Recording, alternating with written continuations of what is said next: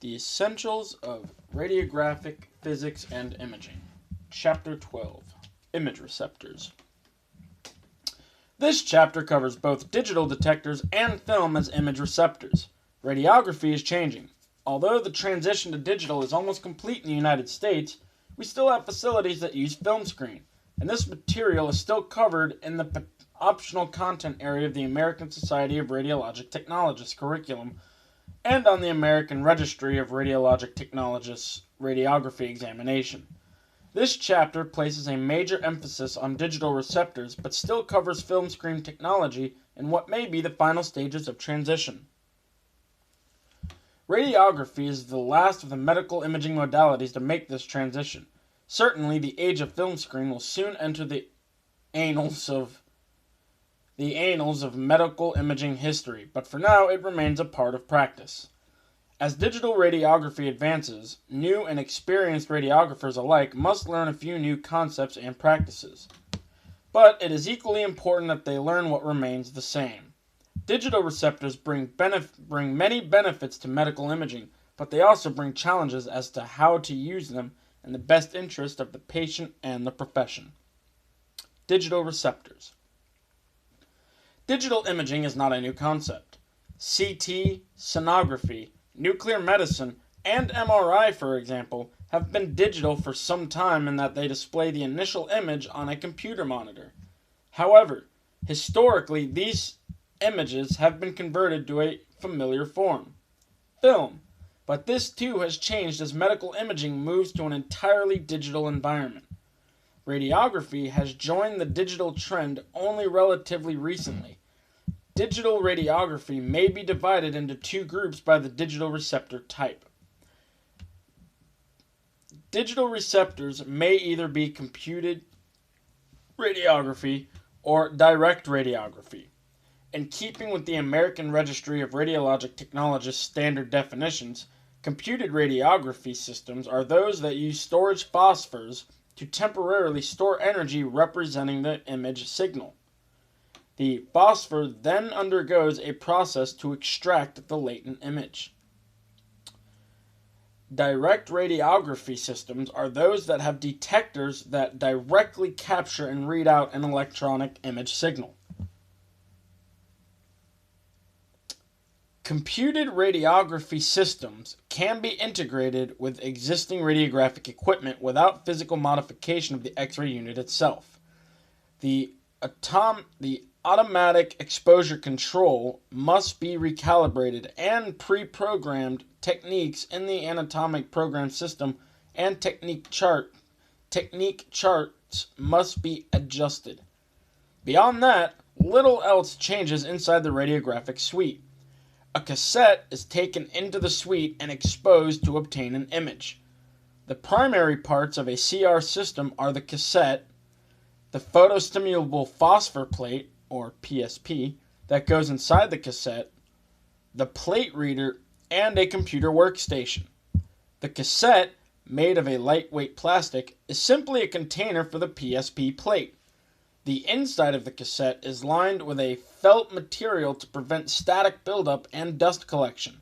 The backing, a sheet of aluminum, to absorb X-rays that penetrate the plate, reduces the amount of backscatter radiation that strikes the plate. The PSP plate is made up of several layers similar to an intensifying screen of a film screen system. The layers are as follows. The protective layer is a thin layer of plastic to protect the phosphor layer. The phosphor layer is the heart of the plate and contains the phosphor, which is usually of the barium fluorohalide family and europium activated. The phosphor may be either a turbid or structured phosphor layer. A turbid phosphor has a random distribution of phosphor crystals within the active layer and can be used with both CR and DR systems. A structured phosphor layer has columnar phosphor crystals within the active layer resembling needles standing on end and packed together.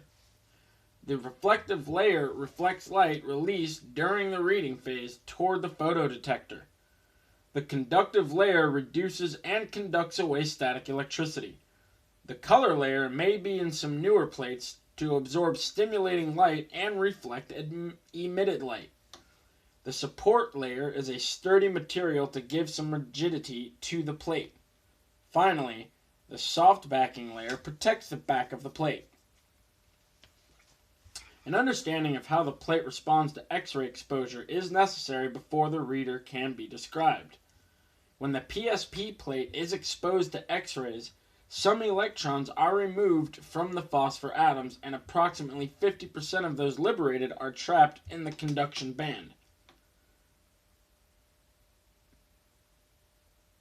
The conduction band is an energy level just beyond the valence band, the outermost energy band of an atom. The remainder returns immediately and emits the excess energy as light, or stimulated light. Europium is a silvery rare earth metal used as an activator for the phosphor.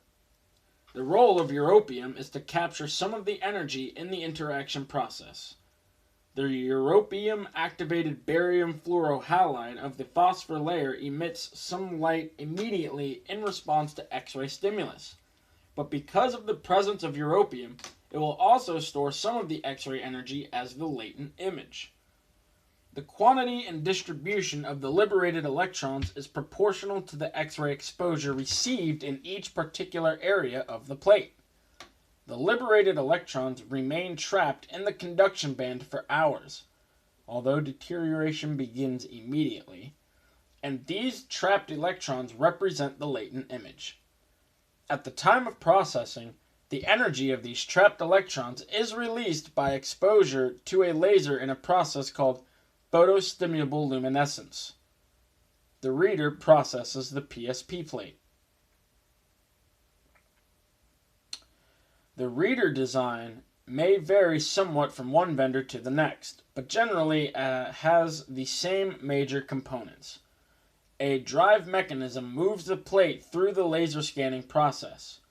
An optical system made up of a laser, beam shaping optics, light collecting optics, and optical filters is designed to project and guide a precisely controlled laser beam back and forth across the plate as the plate moves through the scan area.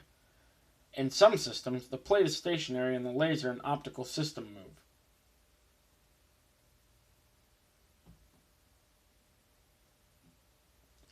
A photodetector is used to sense the light released from the PSP plate during scanning.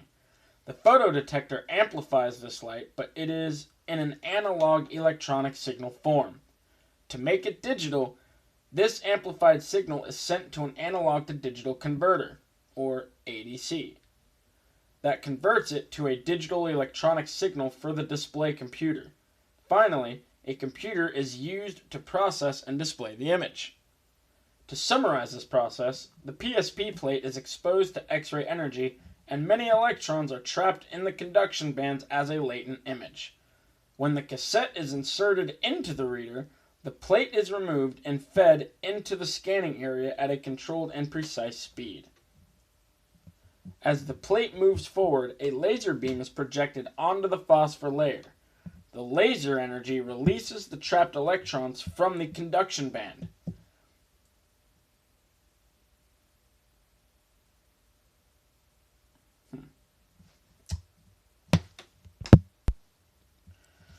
As these electrons return to their respective valence shells, the excess energy is given off as spontaneous light energy.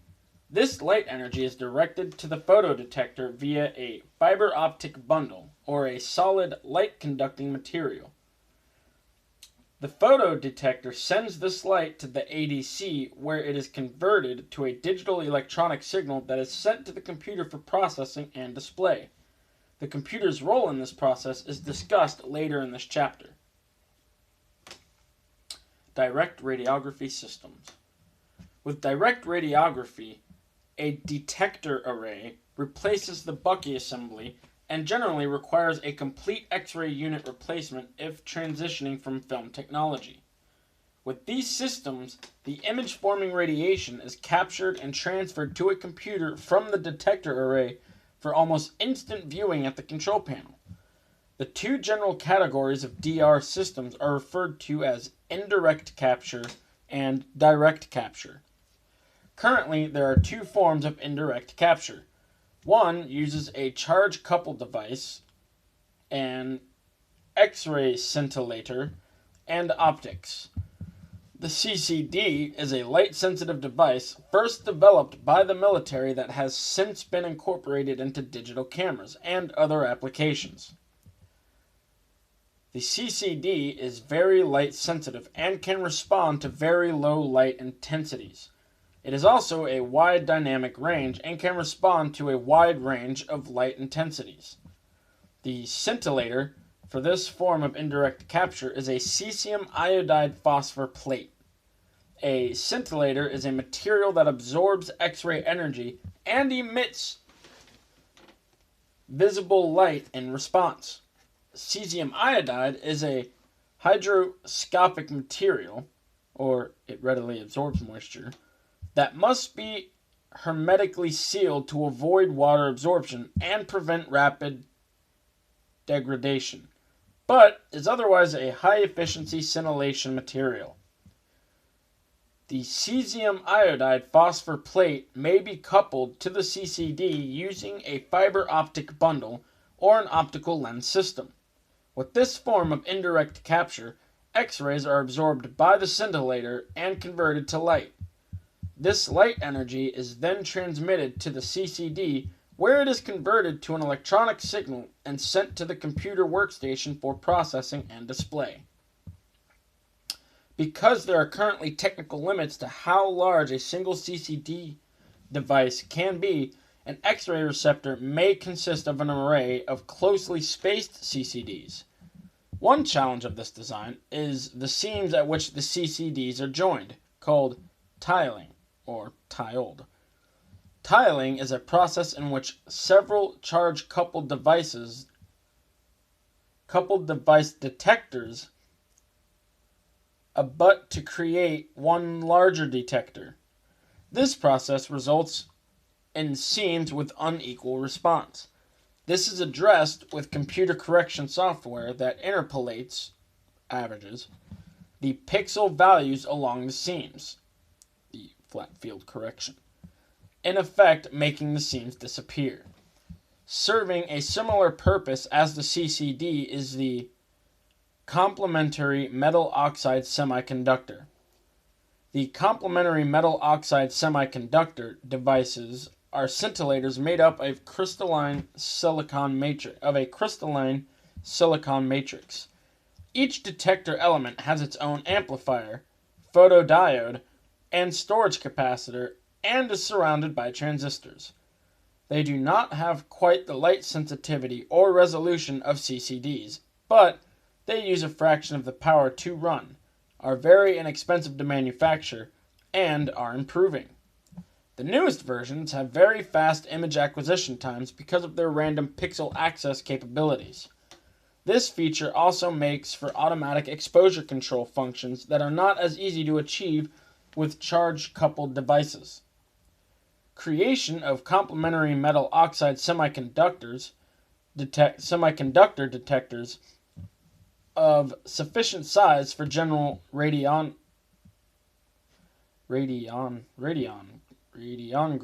have not been available, but this is changing. Recent advances in complementary metal oxide semiconductor technology, particularly the creation of crystal light tubes that prevent light spread and methods for increasing their size, make them future possibilities. They are currently options for mammography and dental radiography machines. The other indirect capture method also uses a scintillator with cesium iodide or gadolinium oxysulfide as the phosphor photodetectors and a thin film transistor array. Gadolinium oxysulfide is commonly used as the phosphor material in conventional intensifying screens of film screen systems. As a scintillator, it is also a high-efficiency material, but with significantly more light spread than cesium iodide. The photodetector is generally an amorphous silicon photodiode. Amorphous silicon, a liquid that can be painted onto a substrate or foundation or underlying layer is the material that makes flat panel detectors possible.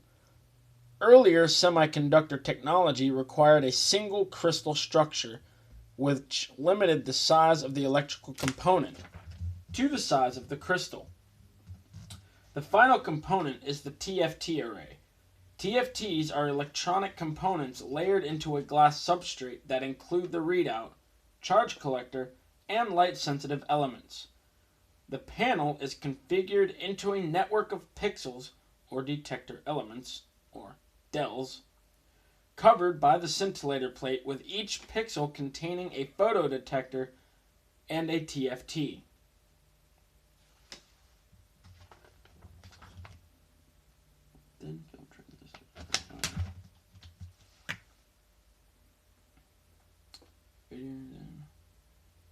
With this form of indirect capture, X-ray energy is absorbed by the scintillator and converted to light energy. This light is then absorbed by the photodetectors and converted to electric charges. These electric charges are in turn captured and transmitted by the thin film transistor array to the computer workstation for processing and display. One problem with the indirect capture methods is that there's an extra step during which X-rays are converted to light and then to electrons, which causes a loss of resolution. The direct capture method avoids the extra step and the problem by not using a scintillator.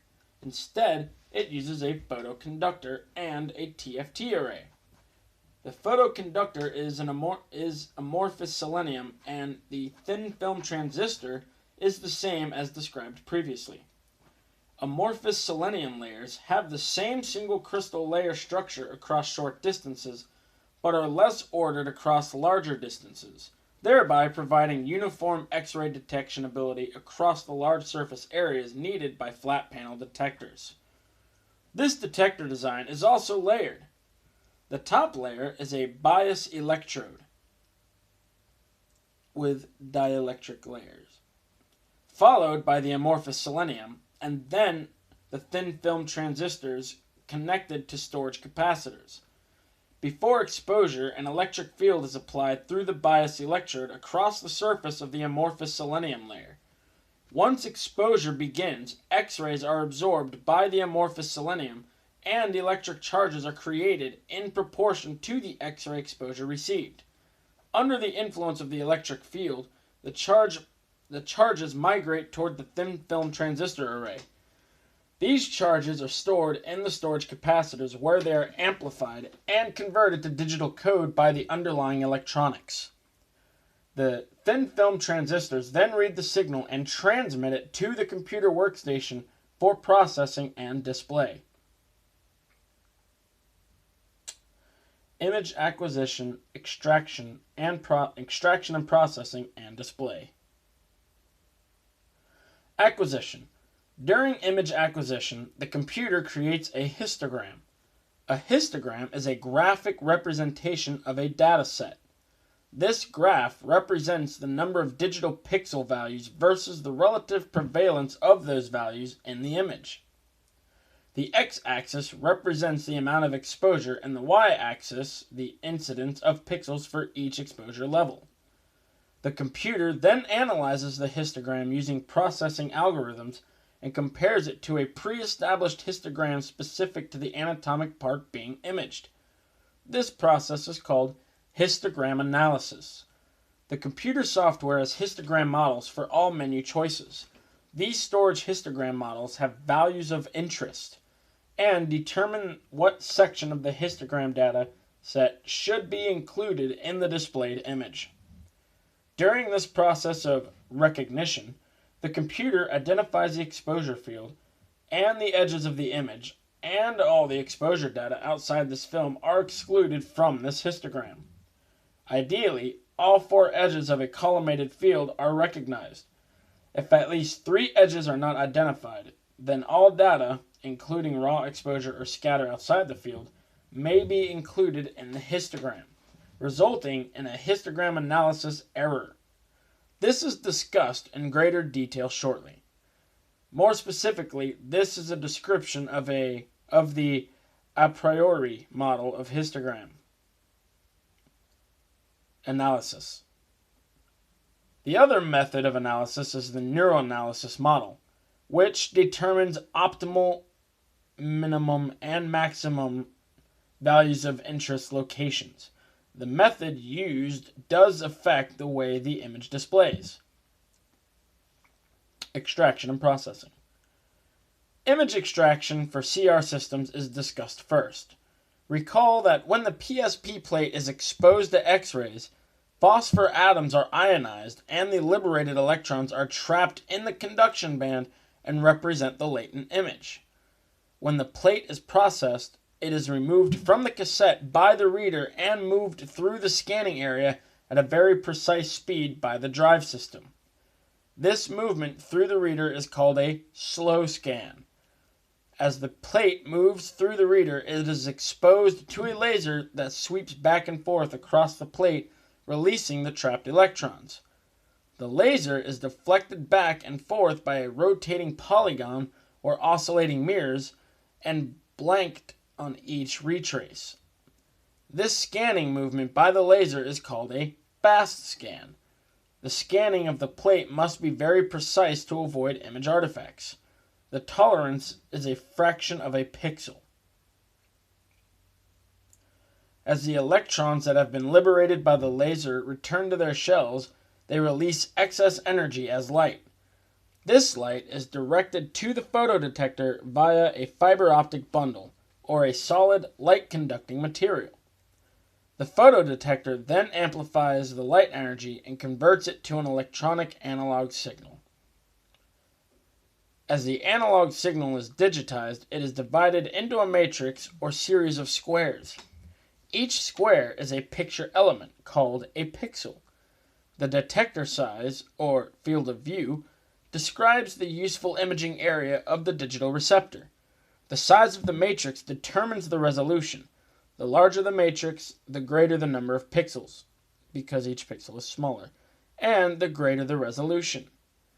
Sampling is a time-based event of the signal that is being sent from the photodetector to the ADC. The scanning of the plate results in a continuous signal being sent to the photodetector and onto the ADC for sampling and quantization. The sampling occurs along the extracted signal.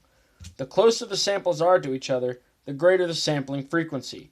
The sampling frequency is the frequency at which a data sample is acquired from the detector and is expressed as sampling pitch. Sampling pitch describes how digital detectors sample the X-ray exposure. They do so discretely, that is, at specific locations separated by specific intervals. For CR systems, the sampling pitch is the distance between laser beam positions during processing of the plate, and for DR systems, it is the distance between adjacent DELs. The distance between the center of one pixel and the center of an adjacent pixel is called pixel pitch and is measured in microns. The image is digitized by both location, spatial resolution, and intensity, grayscale, of each part of the signal. Grayscale is assigned during the process of digitizing the image. Bit depth is the available grayscale and refers to the number of shades of gray that can be displayed within a pixel. Depending on the software, CR systems have bit depths of up to 2 to the 14th power, or 16,384 shades of gray. The number of photons detected within a given pixel determines the shade of gray it displays. The greater the number of photons, the darker the shade of gray. In addition, the greater the bit depth of the digital system, the more shades of gray available to display the attenuated atomic tissue. The computer of the CR reader is in control of the entire process and puts the image data through a series of steps to create the displayed image. In DR systems, there are 2 indirect methods and 1 direct method. One indirect method uses a cesium iodide phosphor plate as the scintillator coupled to a CCD by a fiber optic bundle or optical lenses. The X-ray energy is absorbed by the scintillator and converted to light. The light is transmitted to the CCD and an electronic signal is created. This analog signal is passed through an analog to direct converter in which it is digitized in the manner described previously. The use of a complementary metal oxide semiconductor system allows the same steps and would be in place of the charge-coupled device. The other indirect method uses either a cesium iodide or gadolinium oxysulfide scintillator, which is coupled to a photodetector, usually an amorphous silicon photodiode, and a thin film transistor. The panel is configured as a network of pixels, with each pixel containing a photodetector and a thin film transistor. With this system, the X-rays are absorbed by the scintillator and converted to light. The light is absorbed by the photodetectors and converted to an analog electronic signal that is collected by the DELs, and then digitized by an analog to digital converter as described previously. The direct method does not use a scintillator. With this approach, an amorphous selenium photoconductor and a thin film transistor array are used. Before exposure, an electric field is applied via the bias electrode across the surface of the amorphous selenium layer. During exposure, X-rays are absorbed by the amorphous selenium and electric charges are created in proportion to the X-ray exposure received. These charges are stored in the storage capacitors attached to the thin film transistors, where they are amplified and converted to digital code by the underlying electronics. The thin film transistors first read the signal and then pass it through an analog to digital converter, as described previously. From this point, all three direct radiography systems go through the same basic image-forming steps previously described. A histogram is created and analyzed, the exposure field is recognized, and the histogram analysis occurs, and finally, automatic rescaling takes place. However, with these systems, only those detector pixels that were exposed contribute to the image. Direct radiography systems also have the same bit depth and grayscale as computed radiography systems. Display. The display of a digital image illustrates perhaps the most significant difference between digital detectors and film. It is easier to understand the difference by comparing the two using figure 12-10.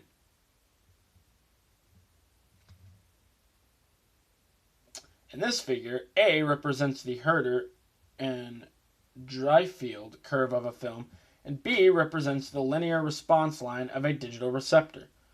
The exposure latitude between the two is different. Exposure latitude is the range of exposure values to the receptor that produce an acceptable range of densities for diagnostic purposes and are consistent with exposure rates as low as reasonably achievable, or ALARA. Similarly, film latitude is the exposures that deliver optical densities on the film. During the manufacturing of film, the latitude can be made to be wider or narrower, but the useful range of densities is always defined by the body of the H&D curve. The toe and shoulder of the H&D curve represent densities that are too light and too dark, respectively, to be useful. Exposure latitude is different from film latitude in that it represents the digital receptor's ability to record a much wider range of exposure values, a range that is much narrower with film. Also recall that with digital systems, the brightness is a separate function of display. Brightness levels can be windowed and leveled, or changed, as a post-processing function. With digital receptors, the response to exposure is linear and range of exposures is very wide. This may be described as a dynamic range. Dynamic range is the range of exposure intensities that an image receptor can respond to and use to acquire image data. Ultimately, this means that digital receptors can respond to exposure levels much lower and much higher than film, and process them to display them as visible shades of gray. The result is that more anatomic information can be captured and displayed. As previously described, prior to display, the computer creates a histogram of the dataset and compares it with a stored histogram in a process called histogram analysis. Automatic rescaling also occurs during this process. The computer rescales the image based on the comparison of the histograms, which is actually a process of mapping the grayscale to the VOI to present a specific display of brightness. Display workstation guidelines apply to primary display workstations, those used for official interpretation of the images. Secondary workstations do not have to adhere to established guidelines so long as they are not used for interpretation. Among these guidelines are maximum luminescence levels of at least 171 candelas per meter squared, contrast response that meets the requirements of the American Association of Physicists and Medicine Task Group 18, a minimum of 8-bit luminance resolution, minimal veiling glare, and minimal reflections from and levels of ambient light sources. Some of the test patterns used are discussed later, as is information for obtaining a complete list of quality control requirements that the medical physicist follows in evaluation of the equipment. One great advantage of digital radiography versus film screen radiography is that with digital, it is possible to pre-process and post-process the image. Pre-processing is generally an automatic function of the system and occurs before the image is displayed. In addition to the histogram analysis and automatic rescaling, the system corrects for variations in pixel, row, and column responses. Other automatic calibration functions may be performed by the system to make the receptor response more uniform.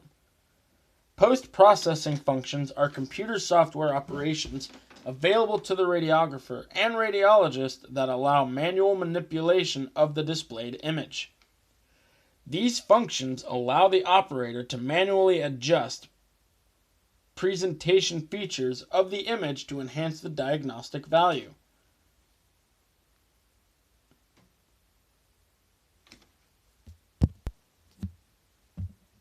Digital radiography uses a 14-bit dynamic range, which equates to 16,384 distinct shades of gray. The human eye can only appreciate approximately 30 shades of gray at any particular level. The windowing leveling function allows the radiographer to expand any region of the grayscale to one that can't be seen and differentiated. Think of the 16,384 shades of gray as a continuum scale viewed through a window and stretched out from left to right. This window allows the viewer to look only at a small segment of the continuum directly in front, but expands that segment to a visible black and white scale. The window may move from left to right as far as the viewer likes, but the window allows the viewer to see and expand only what is directly in front. Leveling moves the window to the place specified on the continuum, and windowing expands that portion of the grayscale to a visible black and white scale. A word of caution regarding post-processing. Overuse of these functions can drastically and negatively alter the data set that is the digital image. Doing so reduces the diagnostic and archival quality of the data. One should also keep in mind that in many facilities, the radiographer's workstations use monitors of significantly lower quality and viewing conditions that are very different than the radiologist's workstations. How an image looks on the radiographer's workstation in a brightly lit work area may be very different from the way it looks on the radiologist's high-resolution monitor in a darkened reading room. So care should be taken in the post-processing of an image before forwarding it for interpretation.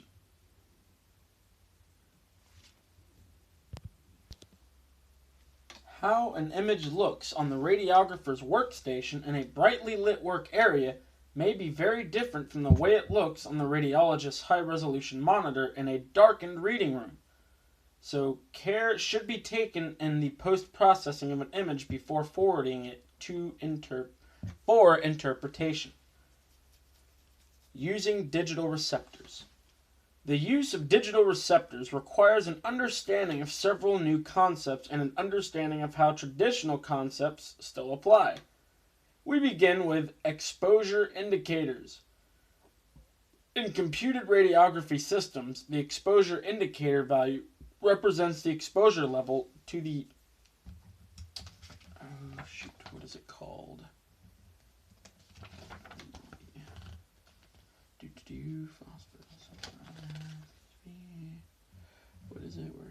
Where is it?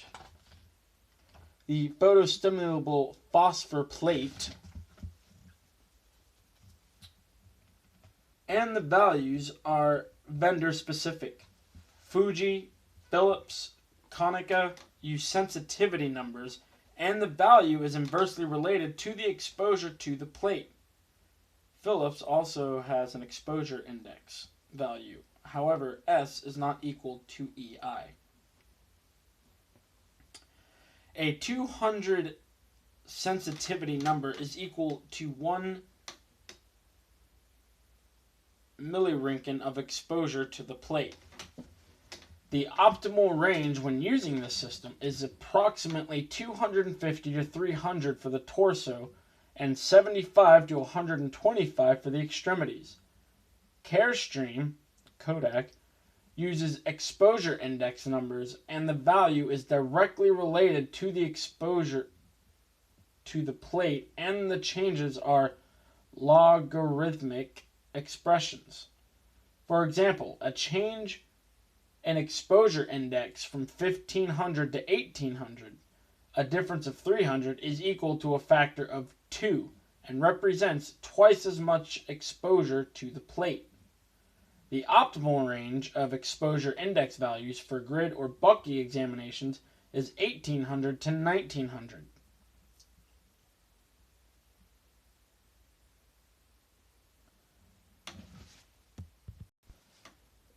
AGFA uses log mean numbers. The value is directly related to exposure to the plate, and changes are also logarithmic expressions.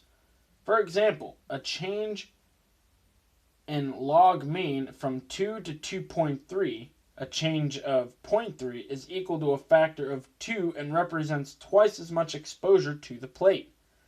The optimal range of log mean values is 1.9 to 2.1. When using CR systems, the radiographer should monitor the exposure indicator values as a guide for optimum technique. If the exposure indicator value is within the acceptable range, adjustments can be made for contrast and brightness with post-processing functions, and will not degrade the image. If, however, the exposure is outside of the acceptable range, attempting to adjust the image data with post-processing functions will not correct for improper receptor exposure and may result in noisy or suboptimal images that should not be submitted for interpretation. It should also be noted that for CR systems, histogram analysis is the basis for determining the exposure indicator value. The radiographer has a role in the selection of the appropriate anatomic part and projection before processing the photostimulable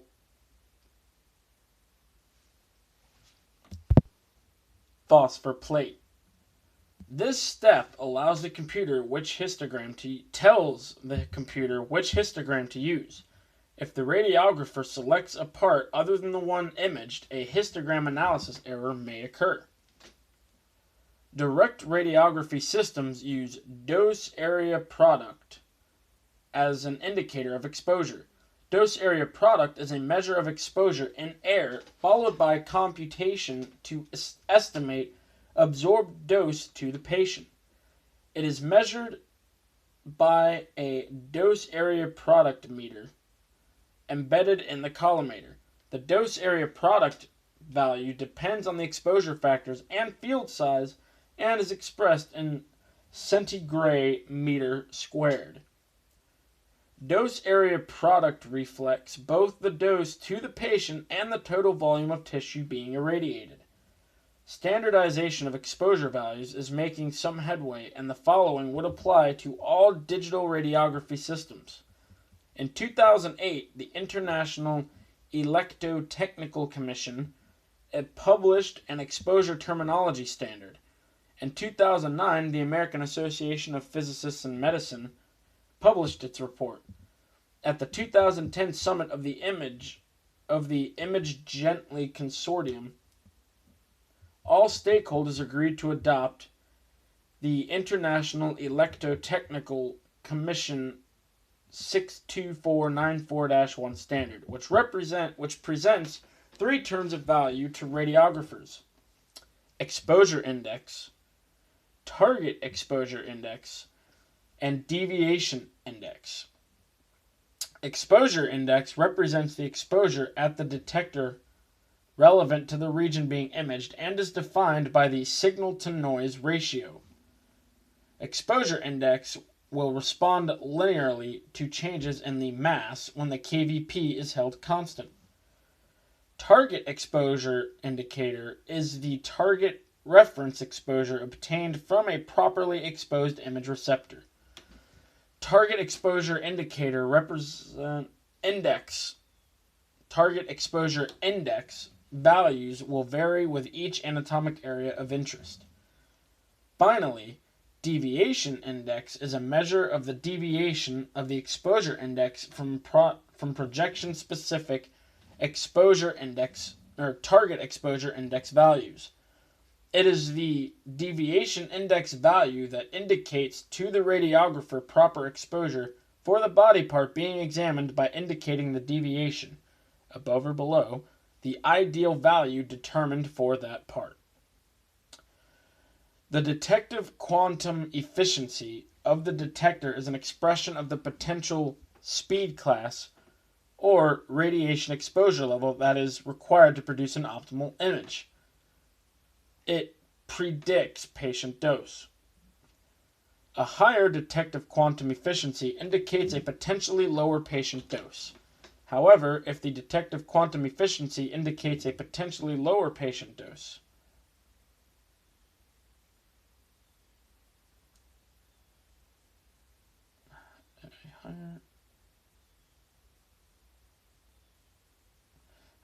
if the detective quantum efficiency is too high, the patient dose will be very low, but the image will also be very noisy or grainy, because there is an insufficient quantity of radiation to create the image. Detective quantum efficiency is evaluated by comparing the image noise of a detector with that of an ideal detector with the same signal response characteristics. The detective quantum efficiency is a measure of how well the signal-to-noise ratio is preserved in an image. Signal-to-noise ratio is an expression of how clearly a very faint object appears in an image.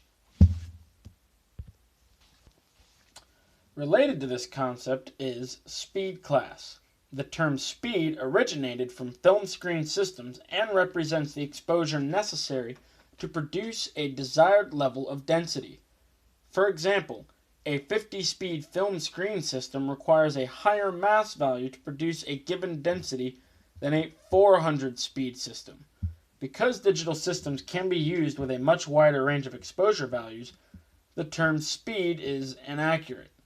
Speed class refers to the exposure level at which the system is operated, and digital systems can be operated at almost any speed class, because the amount of radiation exposure determines only the level of quantum model and not the brightness of the image.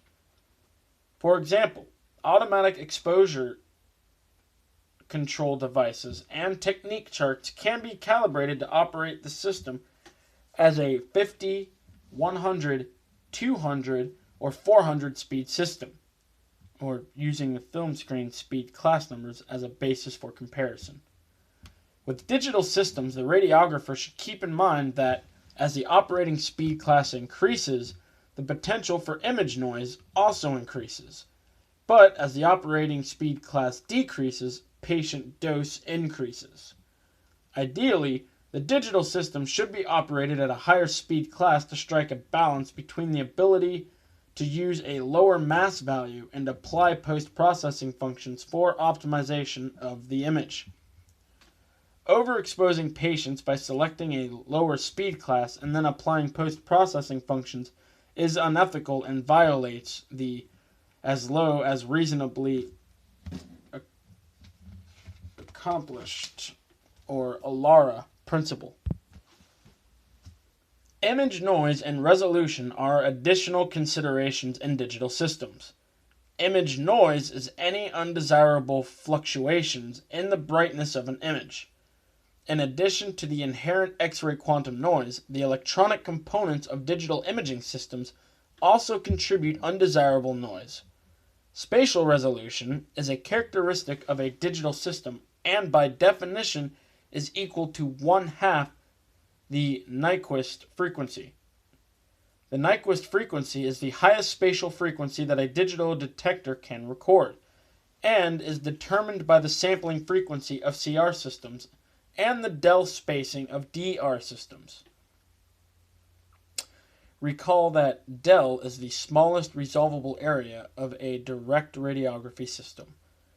There are two measures of spatial resolution: limiting spatial resolution and modulation transfer function. Limiting spatial resolution is the ability of a detector to resolve small structures and is measured using a bar pattern. But because it depends on the contrast of the target and the exposure and display conditions, it is not as accurate as modulation transfer function. Modulation transfer function is a measure of the ability of the system to preserve signal contrast as a function of spatial resolution and describes the fraction of each component that preserves the captured image. It is considered the ideal expression of digital detector image resolution. With the introduction of digital imaging and radiography and on-the-job in-service training on these new systems, many myths have developed. It is important to separate fact from myth, beginning with the most important differences between film screen and digital imaging. With digital imaging, the mass no longer controls density of the image, not to be confused with quantity of radiation. With film screen imaging, film is both the means of capture and of display of the image. That which captures the image also displays it.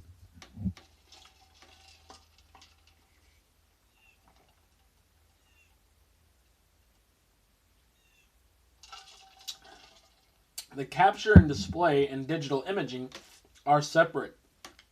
The detector, whether it is computed radiography or direct radiography, captures the remnant beam, the image-forming radiation, and the computer monitor displays the image. It is the computer displaying the image that adjusts the brightness, formerly called density.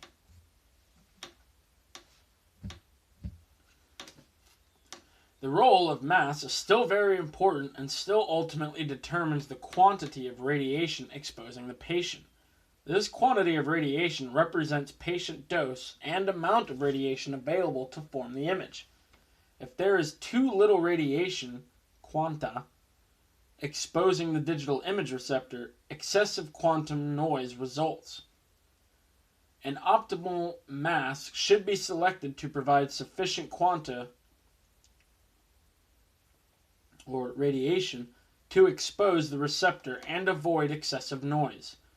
The idea that excessive mass can be used to avoid repeats is flawed logic and a violation of the ARRT/ASRT Code of Ethics and the as low as reasonably achievable or ALARA principle.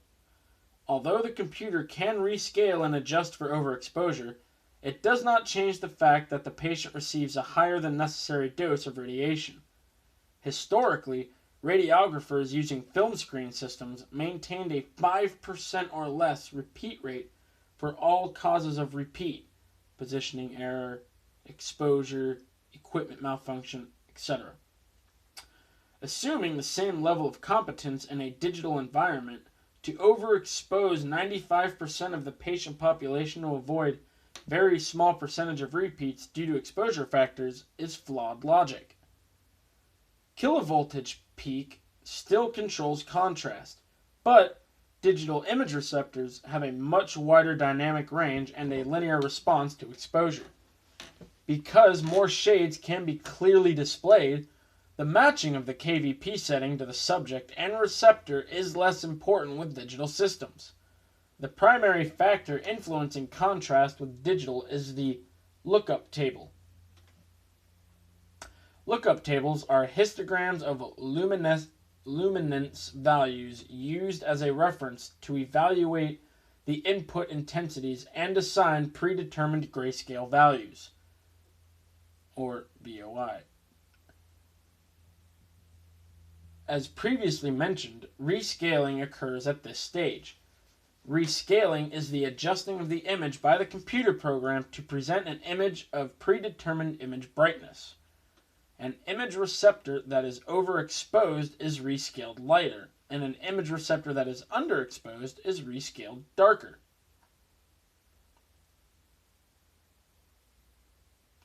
In this way, the image computer presents the display computer presents a consistent and uniform image over a wide range of exposures. Because image contrast is now primarily controlled by lookout tables, kilovoltage peak values may be increased in an effort to reduce patient exposure. Remember that by using the 15% rule, a higher kilovoltage peak and a lower milliamperage per time can be used and still maintain the overall exposure to the receptor.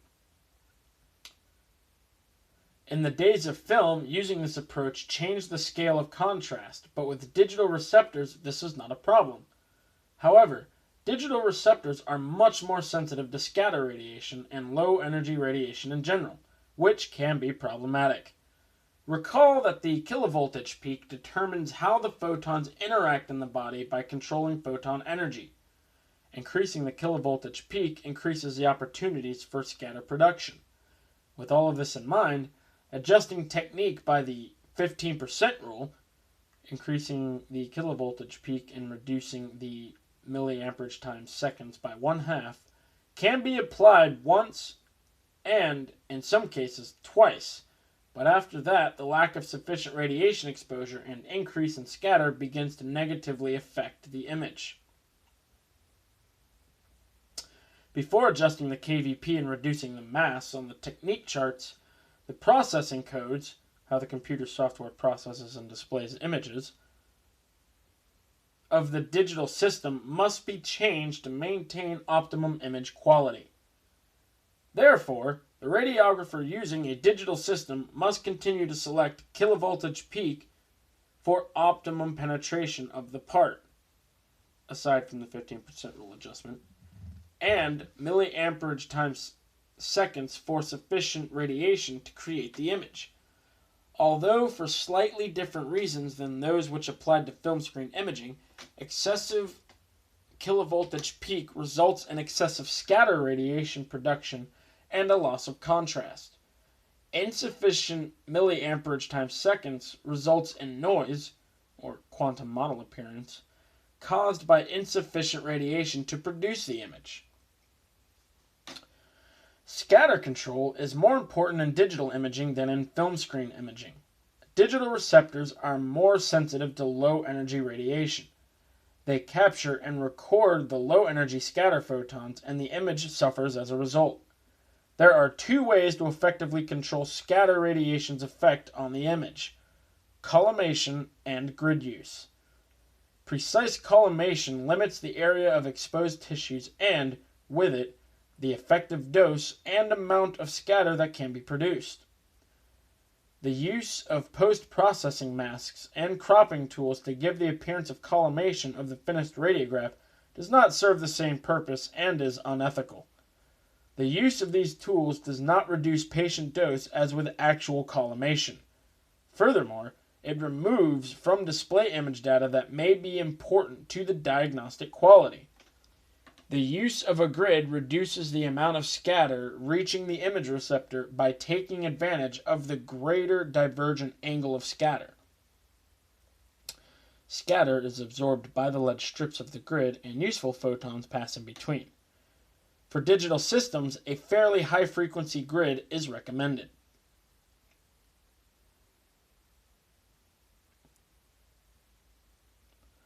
The sharpness factors that affect image quality remain the same for digital systems as well. The smaller the focal spot, the sharper the image. One should strive to minimize object-to-image receptor distance, OID, and maximize source-to-image receptor distance, within reason. Changes in distance require adjustments in the milliamperage times seconds. Accurate positioning of the part and proper alignment of the part with the automatic exposure control, if used, also remains critical. Digital receptors can make dramatic improvements in image quality and provide many additional tools to make adjustments, but sound physics and ethics still apply.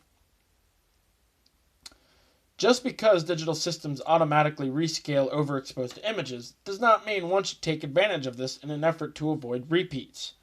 This is flawed logic and violates the radiographer's code of ethics and the ALARA principle. Finally, troubleshooting with digital imaging involves the recognition of those image processing errors that can degrade image clarity. As has been discussed previously, the image acquisition and display functions in digital systems are separated, and those visual cues of exposure error present in film screen systems are lost. With these systems, the radiographer must pay attention to the exposure indicator values as an indicator of proper exposure. No amount of post-processing will correct for poor image acquisition procedures,